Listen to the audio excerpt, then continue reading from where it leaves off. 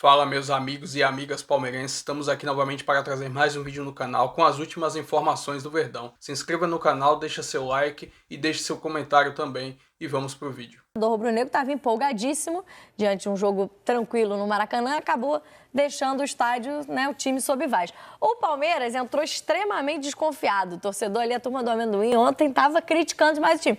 Tinha tudo para eu dizer que agora que a vitória sobre o Cerro deu um pouquinho mais de tranquilidade para o Abel.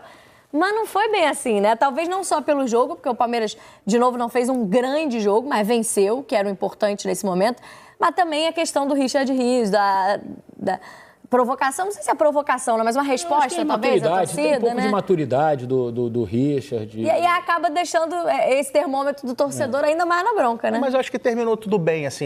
Melhor, talvez. O momento ali foi realmente completamente desnecessário. A gente vai ver aí, o Richard Rios faz o gol que dá a vitória pro Palmeiras, e aí manda a torcida fazer silêncio. Um jogador que tem uma qualidade absurda, é titular da seleção colombiana, mas assim como todo o time do Palmeiras, isso é importante ressaltar, não é que o Richard Rios vem tendo oscilações no seu desempenho, não. O time do Palmeiras, a temporada inteira até aqui, tem oscilado bastante. E deixar claro que ontem o Lucas Evangelista teve um problema, não estava à disposição, estava com problema muscular e talvez fosse o titular. O Richard Rios foi barrado, não foi pela torcida, não, foi pelo Abel Ferreira. E o Richard já foi o autor do gol da vitória em Lima. Sim. O Palmeiras hoje tem 6 pontos, muito na conta do Richard. Os dois gols da vitória foram marcados por ele. Mas ele foi, depois, inclusive, desse lance, ele passou a ser vaiado o jogo inteiro, mas na saída de campo, quando ele é substituído, ele meio que acena para a torcida e a torcida aplaude, grita o nome dele. Então, acho que isso não vai ser uma questão. Não ele depois a primeira vez, última vez, né, Pedro, que aconteceu isso no futebol, né? Não vai ser. E falando do desempenho do Palmeiras, o Palmeiras não começa bem o jogo,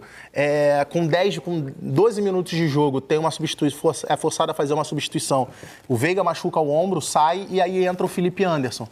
A grande diferença é que normalmente o Felipe Anderson vinha entrando para jogar no lugar do Veiga centralizado e o Estevão mais aberto pelo lado direito. E com a entrada do Felipe Anderson, o Abel muda, passa o Estevão para jogar por dentro e o Felipe Anderson passa a jogar mais aberto. E o Felipe Anderson fez uma boa partida, assim como o Estevão também jogou bem por dentro. Então, a gente vê que o Palmeiras teve oportunidades de conseguir uma vitória até tranquila, por 2-3-0, Vitor Roque fazendo uma movimentação muito bem feita, um gol que foi anulado ali nos milímetros. Flaco Lopes perde essa oportunidade também, mas na reta final do jogo acaba acertando a trave. Mas foi um Palmeiras que conseguiu produzir. Acho que a notícia para o torcedor talvez seja essa, que mesmo na ausência do Veiga, essa foi outra grande chance que o Flaco perde na reta final do jogo. Né, cara? Então, acho que a notícia para a torcida do Palmeiras, talvez a boa notícia seja essa, que mesmo com a ausência do Veiga, que também não vem jogando bem regularmente no Palmeiras, mas na ausência dele, o Felipe Anderson, que até então o torcedor do Palmeiras não tem visto o Felipe Anderson fazer a diferença que se imaginava, ontem fez uma boa partida, jogando mais aberto pelo lado direito, o Estevão jogando um pouco mais por dentro. Né? Uma formação que o Abel tem utilizado com ataca numa espécie de um 3-2-5 lá na frente, né? Com três zagueiros, 2 volantes, e aí o Piquerez abre o campo pelo lado esquerdo, ontem o Felipe Anderson pelo lado direito, e aí 2 meias ali por trás do centroavante, que ontem foi o Vitor Roque e depois o Flaco Lopes. Mas assim, foi um Palmeiras que não começou jogando bem, mas vendo o final da partida, eu acho que o placar até acabou saindo magro. Acho que o Palmeiras poderia ter tido uma vitória um pouco mais tranquila com relação ao placar. O olhar para o Palmeiras ele tem que ser macro, né? Se lá na frente, lá no mês de outubro, novembro, quando chegarem as fases decisivas das Copas e do próprio Campeonato Brasileiro, o Palmeiras estiver disputando os títulos, ninguém vai lembrar dessas oscilações no início da temporada. Vão lembrar como parte de um processo de crescimento. E é natural que aconteça esse crescimento no Palmeiras. A exigência no Palmeiras ela é grande pelo investimento, por ter o Abel, por ter o time que tem. Agora, é preciso lembrar, e eu mais uma vez já falei nos programas aqui que eu participo, que desde que o Abel assumiu o Palmeiras, talvez essa seja a maior mudança no elenco do Palmeiras, né? De um ano para o outro, o Palmeiras vinha mudando muito pouco. Dessa vez mudou bastante. Vieram novas peças. E nomes de peso também, nomes de peso, que você precisa lidar com esse tipo de coisa também. Vai ter jogador importante ficando no banco de reservas, não tem jeito. Vai ter jogador importante saindo no meio do ano, né? O Estevão. Então, essas mudanças todas pelas quais o Palmeiras está passando, isso de alguma forma impacta no trabalho. Por exemplo, a demanda de ver o Estevão por dentro. Todo mundo estava querendo isso. Sim. Aconteceu. Aos poucos o Abel vai entendendo o que ele pode fazer para melhorar o time. Agora, o torcedor ele é um impaciente por natureza, não tem jeito. A profissão do torcedor é ser impaciente. É natural que aconteça isso. E aí a questão do Richard é uma questão de maturidade mesmo, um garoto que às vezes fica aborrecido com vai e tal, mas isso é o de menos. É o menor dos problemas do Palmeiras, eu acho. Lembrando que o Palmeiras ainda tem o Paulinho para estrear, né? Uma das principais contratações da temporada. É um reforço absurdo. E que o próprio Abel já trouxe um pouquinho da interpretação que ele tem para as posições não tá, do elenco, também, quando o Maurício estava... Ontem foi relacionado, né? Depois de algum tempo sem entrar em campo, a gente está mostrando o grupo do Palmeiras e aí chega a 6 pontos. Então, apesar da regularidade, da reclamação apesar lá da turma de tudo que se fala, o Palmeiras da turma da amendoim, Os 6 pontos são muito importantes porque o Palmeiras vai pegar o Bolívar fora de casa em La Paz. E esse é um resultado que você não controla. O Bolívar em La Paz, Strongest em La Paz, São José em Oruro. Esses times de altitude muito alto, você não controla. É um jogo muito aleatório. Você sobe muito aleatório. Há 2 anos o Palmeiras estreou contra o Bolívar fora com o time reserva. Você sobe, completamente reserva. Você sobe o morro para sobreviver. E então, aí viu que consegue. Então você já tem 6 pontos ali. Na pior das hipóteses, se você perde para o Bolívar em La Paz, no mínimo você está empatado com ele e decide a tua vida em casa. Então foi muito importante. O Palmeiras ter vencido em Lima na estreia e ontem, magrinho ou não magrinho o placar, são 3 pontos na conta. Tenho certeza que o torcedor do Flamengo hoje gostaria que tivesse sido 1-0 no Central Córdoba, magrinho, entendeu? Não, e é outra coisa, né? O Palmeiras nessa primeira perna fez 2 jogos fora de... Vai fazer 2 jogos fora de casa nos jogos de ida. Ou seja, na volta vai fazer 2 jogos jogando... Como o Flamengo, né? Os cabeças de chave. Exato. Então, assim, o fato de fora de casa ter conseguido vencer um jogo fora de casa, que é a obrigação que o Flamengo vai ter a partir de agora, esse papel o Palmeiras já fez. É muito mais fácil você resolver os teus problemas vencendo, jogando mal, do que resolver os teus problemas perdendo e sendo vaiado. Sim. Tendo que buscar resultado. Então, assim, venceu, tem vaia, tem briga, mas aqui, ó, vamos resolver aqui, é muito mais fácil. E talvez acho que as respostas do Abel ontem tenham sido em função dessas movimentações, né? Ele muda pouco as peças, insiste numa sequência de um time, mas muda a posição desses jogadores em campo. A movimentação que o Moreno trazia de alguns jogadores, o Estevão por dentro, a questão do Felipe Anderson na ponta, testa dentro mesmo desse time titular, digamos, do que ele tem à disposição agora, movimentações que possam trazer soluções do que ele está buscando, que é um time que consiga ser tanto mais equilibrado defensivamente, porque está sofrendo mais do que já sofreu em outros momentos, mas principalmente que crie mais ofensivamente com a qualidade técnica que ele tem, né? Até porque se você for pensar, todo mundo à disposição. Vamos botar na pedra ali. O Palmeiras tendo todo mundo à disposição. Você bota um meio que você tenha, Aníbal ou Martínez e do lado Richard Rios, ou as opções que o Abel passou a ter. Você abre do lado, vamos colocar o Felipe Anderson, do outro lado o Piquerez, aí por dentro você tem ali Estevão, você pode ter Estevão e Veiga, você pode ter Estevão e Paulinho, você pode ter Paulinho e Veiga, e na frente o Vitor Roque. Cara, é um time que... Maurício ainda? Fora Maurício. Cara, é um time que é muito qualificado. Ou seja, o Abel, concordo com o Eric, ele teve muitas modificações da temporada passada para essa temporada, mas acho que ele tem na mão nessa temporada o elenco mais qualificado que ele já teve em toda a passagem dele pelo Palmeiras. E aí... o torcedor naturalmente olha e fala, cara... O torcedor sabe disso também, né? Se lá atrás, com um elenco menos qualificado, ele foi capaz de extrair desse elenco tudo que extraiu, de dar a quantidade de conquista que deu o Palmeiras, obviamente a expectativa do torcedor para essa temporada também, ela vai ser à altura do tamanho do investimento que o clube faz. E na ruim, o Palmeiras tem 4 pontos no Campeonato Brasileiro e tem 6 na Libertadores. E tem um clássico pela frente, né? Vai ter o Corinthians pela frente no na Arena Barueri o jogo. Esse que vai querendo dar o troco do que foi o Campeonato Paulista. Então, assim, a sequência também não tá fácil pro Abel Ferreira. Mas não é fácil pra ninguém também, né? Chega esse momento da temporada, não tem pra onde correr. Já vem aí tem o Flamengo e Vasco também aí. E vem aí terceira fase da Copa do Brasil, né? E pro Palmeiras pegou o único adversário de Série A do pote 2. Pega o Ceará. Foi o Ceará que caiu pro Palmeiras, também que não é um jogo fácil. Não deu nem sorte no sorteio, né? Ele até reclamou, tem que mudar quem tira essas bolinhas, porque não tá dando sorte pro Palmeiras. O Abel reclamou que zebra, quase nunca acontece. Mas acho que teve um tom... Não, brincadeira, essa num tom de brincadeira e correto, né? Todo mundo quer um pouquinho de sorte na hora de tirar a bolinha. O Ceará era o adversário mais difícil, né, digamos assim, do pote 2, porque é um time de Série A e que vem jogando bem. Você topa não pegar um time de Série A numa terceira fase, Campeonato Brasileiro também. Justo ter um pouquinho mais de sorte no sorteio, mas enfim, vai ter o Ceará pela frente na terceira fase da Copa do Brasil e agora segue 100% nessa fase de grupos da Libertadores, o Palmeiras do Abel Ferreira. Vamos trazer informação então, porque tem informação importante aí do Palmeiras. Sobre o Veiga, hein? O Veiga que foi substituído durante a partida.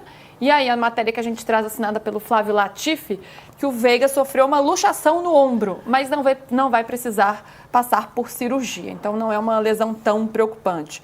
De qualquer forma, será desfalque do Palmeiras na próxima partida, no derby. Passou por exames hoje, teve diagnosticada uma luxação no ombro esquerdo, mas não vai precisar de cirurgia, como eu falei. E foi mais ou menos o mesmo problema que o Maurício teve também no ombro. Esse sim precisou de cirurgia no início de fevereiro e ficou uns 40 dias afastado, né? Voltou relacionado no jogo contra o Cerro. Então, o Veiga já começou os tratamentos. Vamos ver quando que a gente pode tê-lo em campo. A gente está aí nessa apuração. A gente espera que não seja tanto tempo, né, Hernan? E até porque, como não precisa de cirurgia, a tendência é que não demore tanto assim. É convencional ali, você faz uma recuperação normal, sem a necessidade de cirurgia. E o Veiga é um jogador que, no histórico dele de lesões, ele é um jogador que recupera rápido, né? Então, assim, você pega um exemplo, por exemplo, sei lá, o Maurício. Espera, posso interromper com uma notícia de última hora do PVC aqui? Ele entrou, não sai, ele está apurando. Richard Rios é visto com Madu no aeroporto. Não, mas então não é no Instagram, né? PVC? Não, eu já estava no Instagram. Eu já estava no Instagram Pode também. não ser oficial ainda. Claro que pode não ser, não é problema. Não, eu estou brincando. A vida pessoal dele é a vida pessoal dele. Por isso que eu brinquei que é Léo Dias. A gente também não sabe se essa fonte aí é fidedigna. É só porque a frase dele foi: estou vivendo um problema neste momento, um problema pessoal. Foi o que ele disse. Mas eu acho que o problema pessoal dele é a relação depois do lance do Memphis. E os protestos no Gol Sul ontem. Desculpa. Claro, claro. Voltando pro Não, Veiga. mas assim, não foi só o gol, não foi só o lance da final. Foi o lance do ano passado também no derby em Itaquera. Também teve uma falha do Rios. Não, no derby no Allianz Parque. No derby do Allianz Parque. 1x0 o gol do Yuri Alberto. No 1x0, exatamente. Não, 1x1, perdão. 1x1. O gol do Maurício, o gol de empate, o Rios erra. Ali ele errou. Ali ele errou. Muito mais do que no lance do 1x0 E do Itaquera Yuri ele Alberto. perde a bola pro Martínez também. No Isso. Bom, voltando ao Veiga aqui. Voltando ao Veiga. O Veiga é um jogador que, no histórico de lesões que ele teve na carreira, e no Palmeiras principalmente, não é um jogador que demora para voltar. Tem uma recuperação rápida. Então, por isso, não preocupa o fato dele ter, primeiro, de não ter lesão, de não ter necessidade de cirurgia. Mas o Veiga é um cara que recupera rápido. 1 mês, 40 dias, eu não acredito. Eu acho que o Veiga volta antes. Que bom. 20 dias, talvez. Tomara. Ô, PVC, falando do jogo de ontem, então, Felipe Anderson entrou no lugar do Veiga, entrou bem, inclusive participa do gol do Richard Rios.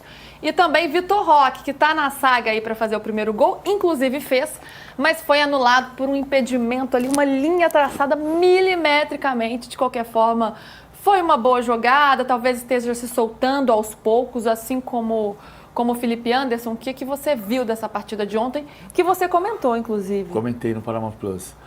Eu entendo que, surpreendentemente, o Felipe Anderson acabou não entrando no lugar do Veiga, porque ele foi para a ponta direita e o Estevão veio para a função do Veiga.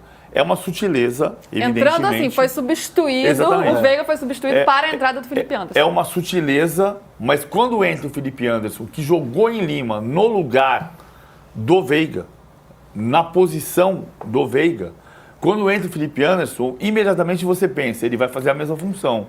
E o que aconteceu, para minha surpresa, e acho que da maior parte de quem estava vendo o jogo, é que o Felipe Anderson foi para a ponta direita e o Estevão veio por dentro. Porque no fundo, o Abel está vendo que o Felipe Anderson gosta de jogar pelo lado direito.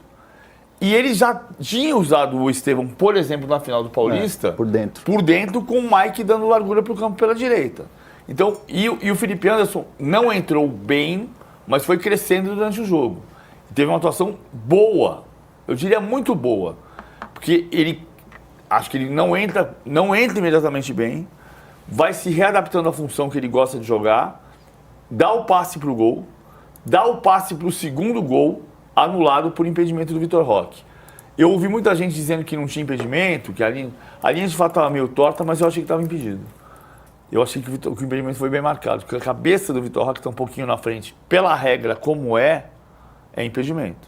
E foi uma jogada à la Vitor Roque, né? Que ele ganha na velocidade, ele usa a explosão arrancada que ele tem, usa o corpo também.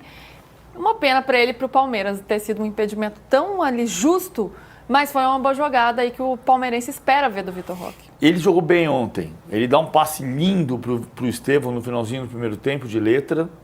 Ele consegue achar as diagonais que o Abel tinha dito, que o problema do Palmeiras é estar jogando muito de bola, de pé em pé, muito no pé, e que faltava fazer o facão. O facão quer dizer entrar na diagonal, fazer um movimento para receber a bola em profundidade. E ele conseguiu fazer isso, muito. Conseguiu fazer bastante. Faltou o gol. Mas como eu disse ontem, o maior artilheiro da história do Palmeiras na Libertadores, Rony, fez gol no seu jogo número 22. O Vitor Roque não fez gol nos primeiros 7 jogos. Então, devagar com a dor. E vamos aqui comentar essa vitória do Palmeiras contra o Cerro Porteño pelo placar de 1-0.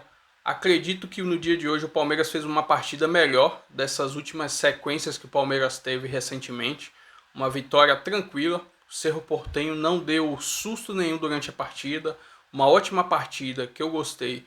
Felipe Anderson entrou muito bem na ponta direita, dando liberdade ali pro Estevão, mas tanto pelo meio caindo pela direita. Às vezes ele beliscava o lado esquerdo do campo. Gostei desse posicionamento. Pena é a lesão de Rafael Veiga, né? Espero que não seja nada grave como foi o do Maurício, porque o que a gente precisa agora, nessa maratona de jogos que o Palmeiras está enfrentando, é ter todo mundo pronto para jogar. Vai ter que rodar. Esse jogo contra o Bolívia lá na Bolívia, complicado. Provavelmente, eu acredito que a Abel mande um time misto para lá, para focar nesses jogos do Campeonato Brasileiro, porque vai precisar pontuar. Mas enfim, foi uma boa partida em relação às outras. O problema é perder gol, né? Principalmente agora no finalzinho do jogo, o Flaco Lopes perdendo muitos gols, porque o Vitor Roque não tem essas chances na hora que estava em campo. Teve ali a do impedimento, né? Na minha opinião, se fosse aquele VAR da Inglaterra, era gol legal. Mas aquelas linhas, com aquela câmera horrível, aí o juiz acabou marcando... O juiz não, o VAR acabou marcando aquele impedimento. Mas enfim, o que vale são os 3 pontos. 6 pontos no grupo, líder. O Bolívia venceu o Sporting Cristal, tá ali na 2ª colocação. Enfim, bom resultado. E é isso aí. Se inscreva no canal, deixa seu like aí também. E até o próximo vídeo. Valeu!